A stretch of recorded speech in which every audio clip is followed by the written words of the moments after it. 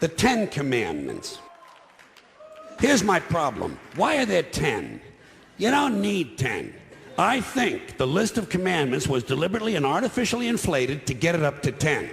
It's a padded list. Here's what they did. About 5,000 years ago, a bunch of religious and political hustlers got together to try to figure out how to control people, how to keep them in line.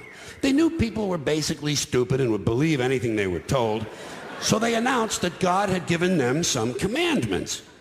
Up on a mountain, when no one was around, God had given them the 10 Commandments. But let me ask you this. When they were sitting around making this shit up, why did they pick 10? Why 10? Why not 9 or 11? I'll tell you why. Because 10 sounds official. 10 sounds important. They knew if it was 11, people wouldn't take it seriously. So what, are you kidding me? The 11 Commandments? Get the fuck out of here. But 10 sounds important. 10 is the basis for the decimal system. It's a decade. It's a psychologically satisfying number. The top 10, the 10 most wanted, the 10 best dressed. So having 10 commandments was really a marketing decision. And to me, it's clearly a bullshit list. It's a political document artificially inflated to sell better.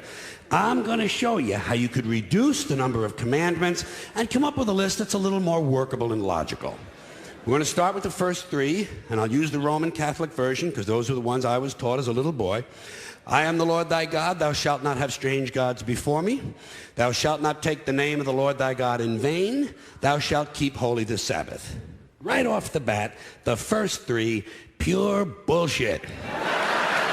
Sabbath day, Lord's name, strange gods. Spooky language. Spooky language. Designed to scare and control primitive people. In no way does superstitious nonsense like this apply to the lives of intelligent, civilized humans in the 21st century. You throw out the first 3 commandments, you're down to 7. Next, honor thy father and mother. Obedience, respect for authority. Just another name for controlling people.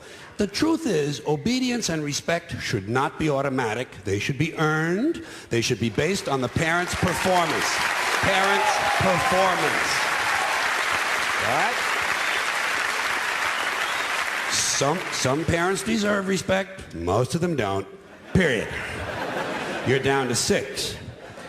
Now, in the interest of logic, something religion is very uncomfortable with, we're going to jump around the list a little bit.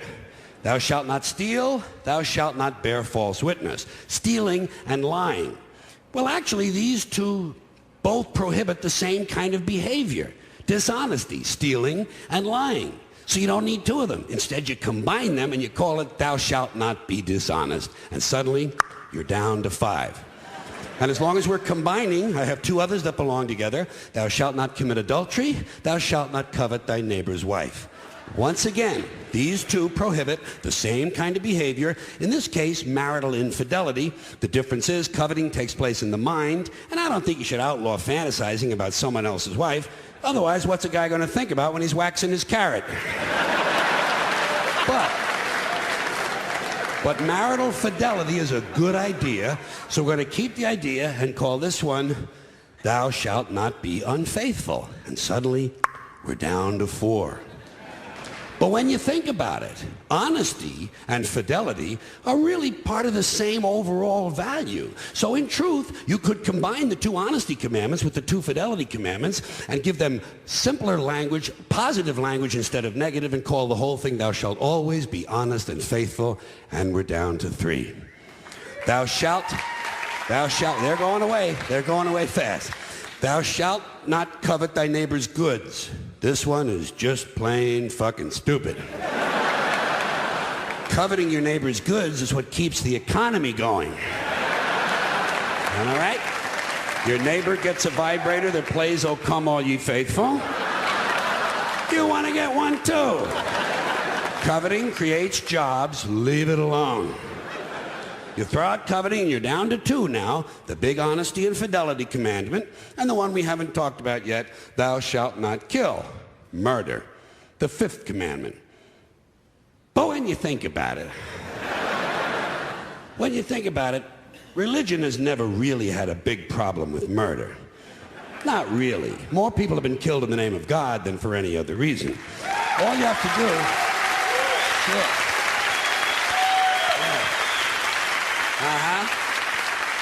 All you have to do is look at Northern Ireland, the Middle East, Kashmir, the Inquisition, the Crusades, and the World Trade Center to see how seriously the religious folks take thou shalt not kill. The more devout they are, the more they see murder as being negotiable. It's negotiable.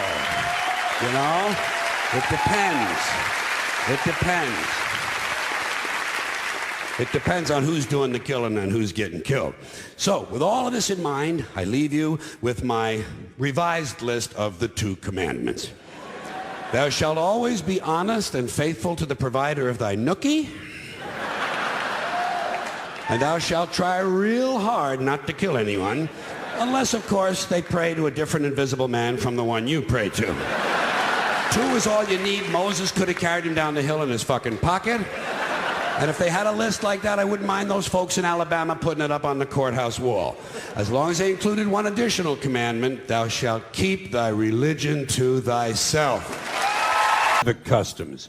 Swearing on the Bible. You understand that shit? They tell you to raise your right hand, place your left hand on the Bible. Does this stuff really matter? Which hand? Does God really give a fuck about details like this? Suppose you put your right hand on the Bible, you raise your left hand. Would that count? Or would God say, sorry, wrong hand, try again? And why does one hand have to be raised? What is the magic in this gesture? This seems like some sort of a primitive voodoo mojo shtick. Why not put your left hand on the Bible, let your right hand hang down by your side? It's more natural. Or put it in your pocket. Remember what your mother used to say? Don't put your hands in your pockets. Does she know something we don't know? Is this hand shit really important? Well, let's get back to the Bible, America's favorite national theatrical prop. Suppose the Bible they hand you to swear on is upside down, or backward, or both, and you swear to tell the truth on an upside down, backward Bible. Would that count? Suppose the Bible they hand you is an old Bible and half the pages are missing. Suppose all they have is a Chinese Bible in an American court, or a Braille Bible and you're not blind. Suppose they hand you an upside down, backward Chinese Braille Bible with half the pages missing.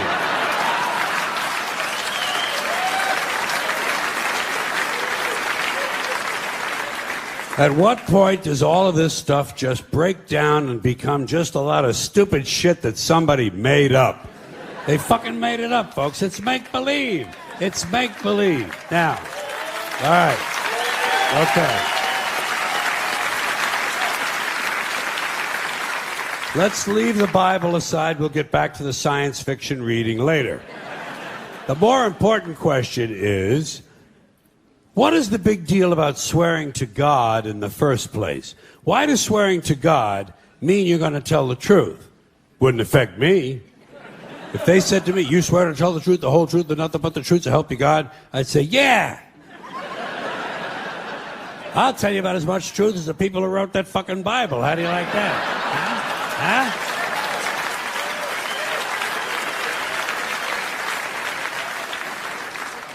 Swearing on the Bible doesn't mean anything. It's kid. Swearing to God is kid stuff. Remember when you were a kid, if you told another kid something he didn't quite believe, he'd say, you swear to God? I would always say, yeah, I swear to God, even if I was lying. Why not? What's going to happen if I lie? Nothing. Nothing happens if you lie, unless you get caught, and that's a whole different story. Sometimes a kid would think he was being slick with me, and he'd say, you swear on your mother's grave? I'd say, yeah. Why not? First of all, my mother was alive. She didn't even have a grave. Second of all, even if she was dead, what's she going to do? Rise from the grave and come and haunt me? Come and haunt me? All because I told a lie to an 8-year-old? Get fucking real, will you?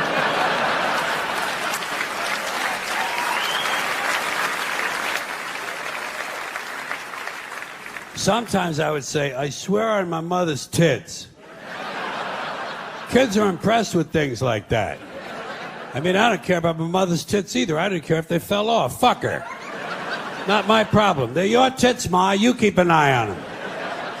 Swearing to God doesn't mean anything. Swearing on the Bible doesn't mean anything. You know why? Because Bible or no Bible, God or no God, if it suits their purposes, people are going to lie in court. The police do it all the time. All the time. Yes, they do. It's part of their job to protect, to serve, and to commit perjury whenever it supports the state's case. Swearing on the Bible is just one more way of controlling people and keeping them in line, and it's one more thing that holds us back as a species. When it comes to bullshit, big time, major league bullshit, you have to stand in awe. In awe of the all-time champion of false promises and exaggerated claims, religion. No contest. No contest. Religion easily has the greatest bullshit story ever told. Think about it. Religion has actually convinced people that there's an invisible man living in the sky who watches everything you do every minute of every day. And the invisible man has a special list of 10 things he does not want you to do. And if you do any of these 10 things, he has a special place full of fire and smoke and burning and torture and anguish, where he will send you to live and suffer and burn and choke and scream and cry forever and ever till the end of time. But he loves you.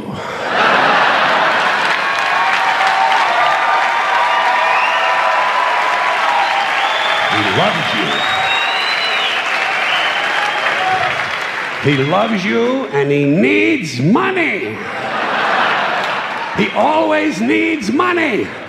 He's all powerful, all perfect, all knowing, and all wise. Somehow, just can't handle money. Religion takes in billions of dollars. They pay no taxes, and they always need a little more. Now, you talk about a good bullshit story. Holy shit. Oh, some people don't like you to talk like that. Oh, some people would like to shut you up for saying those things. You know that. Lots of people, lots of groups in this country want to tell you how to talk, tell you what you can't talk about. Well, sometimes they'll say, well, you can talk about something, but you can't joke about it. Say you can't joke about something because it's not funny. Comedians run into that shit all the time. Like rape. They'll say, you can't joke about rape. Rape's not funny. I say, fuck you. I think it's hilarious. How do you like that? I can prove to you that rape is funny. Picture Porky Pig raping Elmer Fudd. See, hey, why do you think they call him Porky, huh?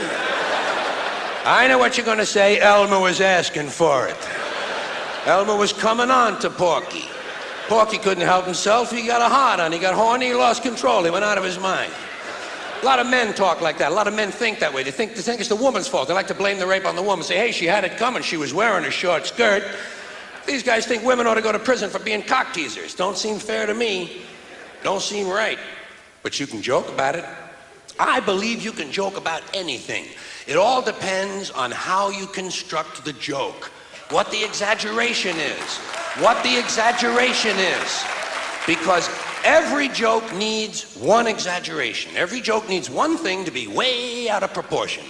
Give you an example. You ever see a news story like this in the paper? Every now and then you run into a story that says some guy broke into a house, stole a lot of things, and while he was in there, he raped an 81-year-old woman. And I'm thinking to myself, why? What the fuck kind of a social life does this guy have? I want to say, why did you do that? Well, she was coming on to me. We were dancing and I got horny. Hey, she was asking for it. She had on a tight bathrobe. I say, Jesus Christ, be a little fucking selective next time, will you? Now, speaking of rape, you know what I wonder? I wonder, is there more rape at the equator or the North Pole? These are the kind of things I think about when I'm sitting home alone and the power goes out. I wonder, is there more rape at the equator or the North Pole? I mean per capita. I know the populations are different. Most people think it's the equator. I think it's the North Pole. People think it's the equator because it's hot down there. They don't wear a lot of clothing. Guys can see women's tits. They get horny and there's a lot of fucking going on. That's exactly why there's less rape at the equator, because there's a lot of fucking going on. You can tell there's a lot of fucking at the equator. Take a look at the population figures. Billions of people live near the equator. How many Eskimos we got? 30? 35? No one's getting laid at the North Pole. It's too fucking cold. Guys say to their wives, hey, tonight, honey, huh? Tonight, huh? Are you crazy? The wind chill factor is 300 below. These guys are deprived, they're horny, they're pent up. Every now and then, they bust out, they gotta rape somebody. Now, the biggest problem an Eskimo rapist has, trying to get wet leather leggings off a woman who's kicking. Did you ever try to get leather pants off of someone who doesn't want to take them off? You would lose your heart-on in the process. Up at the North Pole, your dick would shrivel up like a stack of dimes.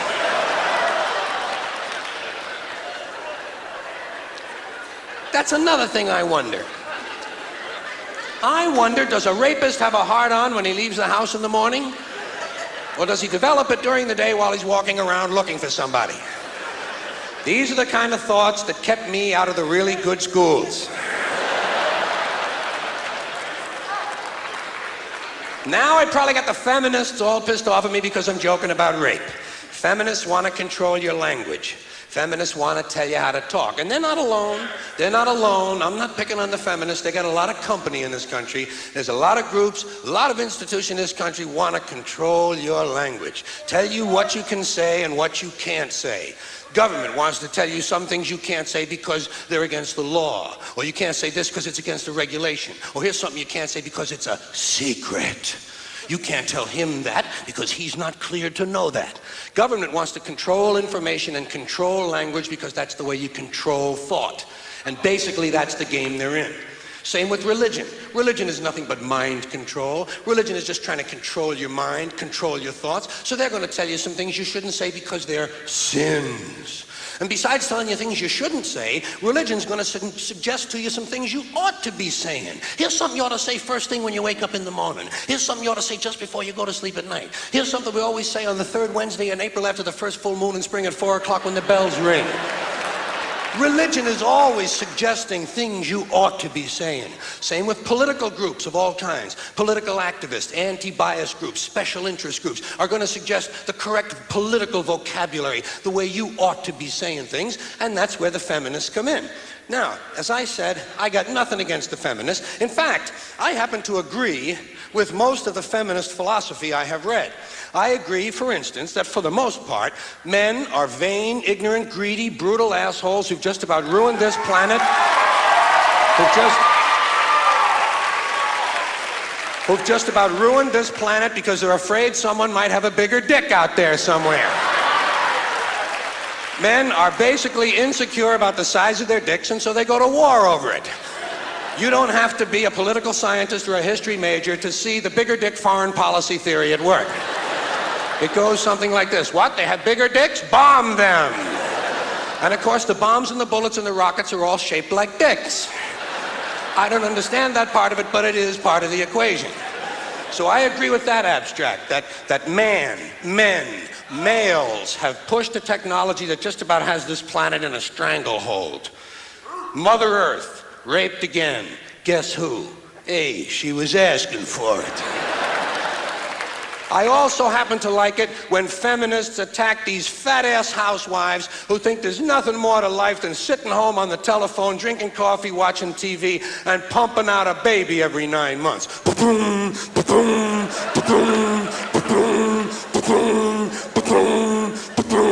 Will 7 be enough, Bob? But what's the alternative? What's the alternative to pumping out a unit every 9 months? Pointless careerism?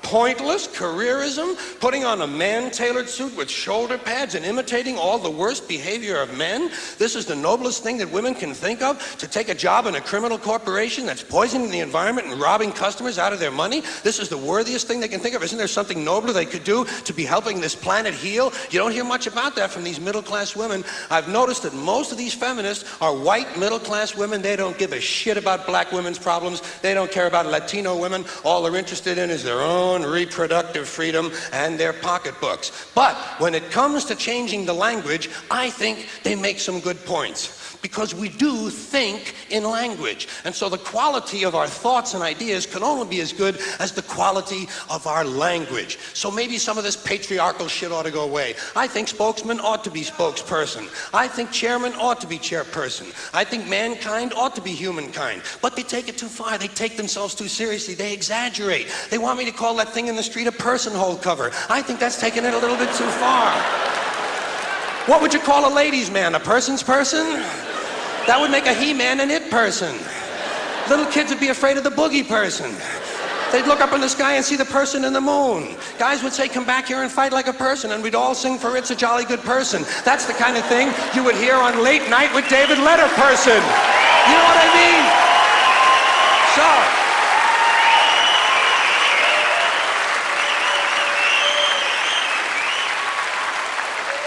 So I think it's an exaggeration, and I like to piss off any group that takes itself a little bit too seriously. And it does not take a lot of imagination to piss off a feminist. All you gotta do is run into Now Headquarters or Ms. Magazine and say, hey, which one of you cute little cupcakes wants to come home and cook me a nice meal and give me a blowjob? Blowjob!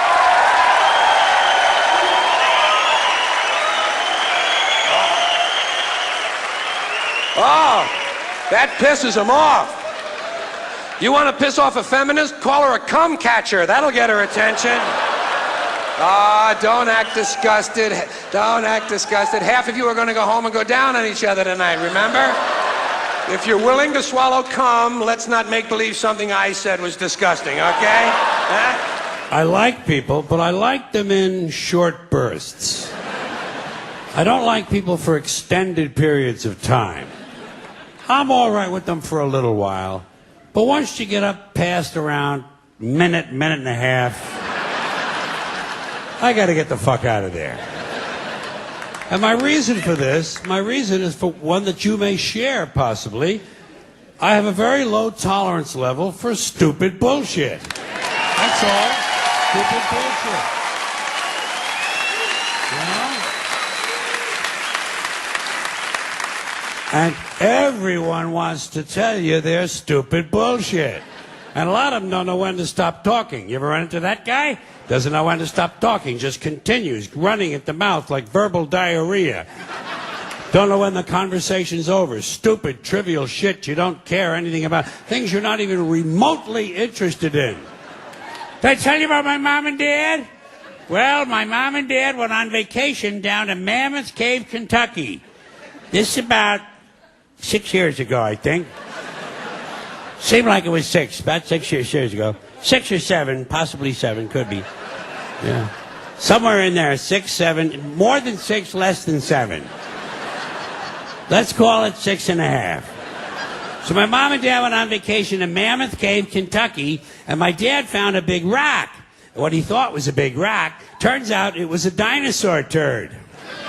A petrified dinosaur turd, 27-pounder. You know, now that I think of it, it might have been 8 years ago. That would have been close to Y2K, wouldn't it? Remember Y2K? Whatever happened? Everybody's all worried about that. Nothing ever happened. Big fuss. Nothing ever happened. You know? God, that's strange, you know? So let's say, we'll say it's 8 years. It was either 8 or 5. So my dad gave my mom this big turd. He said, here, Mom, this is a big dinosaur turd. Put it in your purse and take that home. My mom said, Dad, I don't think this is a dinosaur turd. This thing is still warm. Whoever dropped this thing is still walking around in here, and we better get the fuck out of this cave.